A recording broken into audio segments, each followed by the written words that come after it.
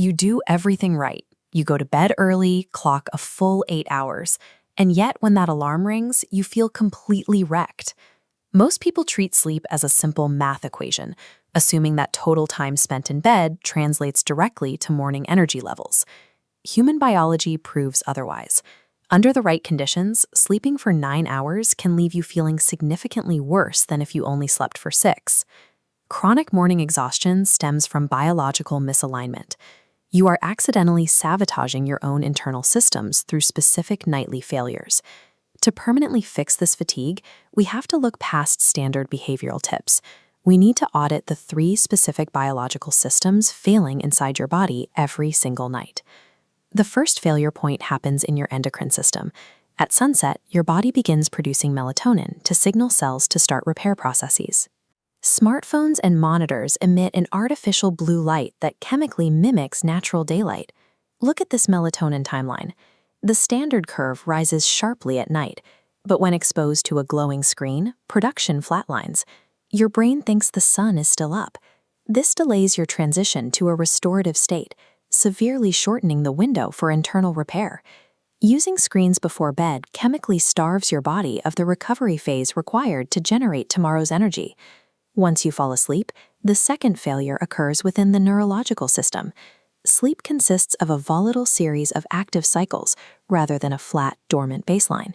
This chart tracks the primary biological rhythm of sleep, a repeating 90-minute wave that plunges into deep REM sleep before rising back up into a lighter phase. Inconsistent bedtimes cause morning alarms to trigger at random intervals within these complex brainwaves.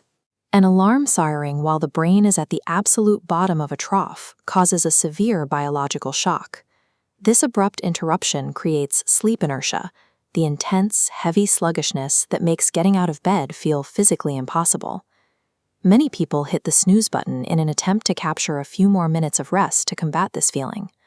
Falling back asleep forces the brain to restart the entire process. It initiates a new 90-minute sleep cycle from the very beginning.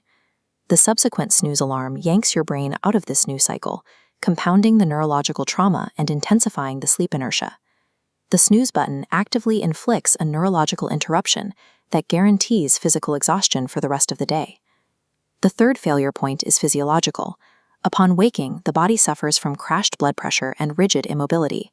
You are also enter into a state of morning drought, having just survived 6 to 8 hours without water. Dehydration at this level directly causes profound physical and mental fatigue. While many reach for coffee, the body's actual biological requirement is an immediate restoration of baseline hydration levels. Immediate physical exertion forces the cardiovascular system to manufacture energy by circulating oxygenated blood to your muscles. Morning lethargy is a symptom of stagnant blood and systemic dehydration. You must actively create energy through movement rather than waiting for it to arrive. Solving these system failures requires absolute routine consistency.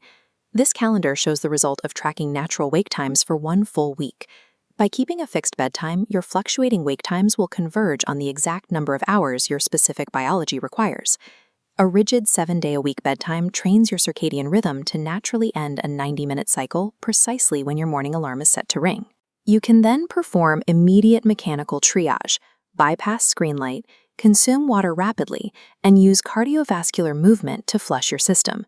Waking up energized is the inevitable biological output of stopping the nightly sabotage and finally aligning your habits with human physiological design.